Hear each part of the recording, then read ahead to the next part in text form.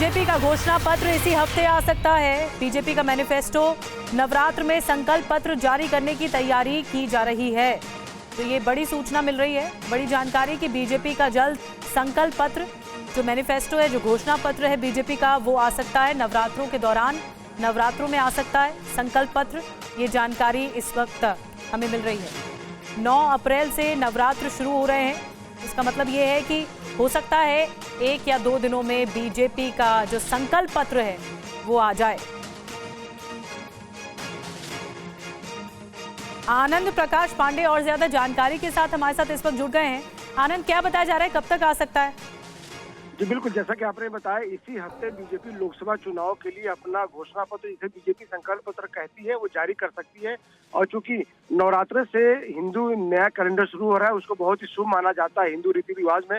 तो ऐसे में नवरात्रि में ही बीजेपी के संकल्प पत्र को जारी करने की तैयारी है। और बीजेपी का संकल्प पत्र जो है वो लगभग तैयार हो चुका है। बस एक ऊपर से मंजूरी मिलने की बाकी है। जिस दिन मंजूरी मिल जाएगी उसके बाद इसको जारी कर दिया जाएगा। संभावना है कि 10 या 12 तारीख को ये संकल्प पत्र जारी किया जा सकता है। और इस संकल्प पत्र को लेकर बीजेपी की जो घोषणा पत्र समिति बनाई गई थी, उसकी 2 बैठकें हुई है। बताया गया कि उन 2 बैठकों में लगभग काम पूरा हो गया है। अभी समिति की और बैठकें नहीं होगी।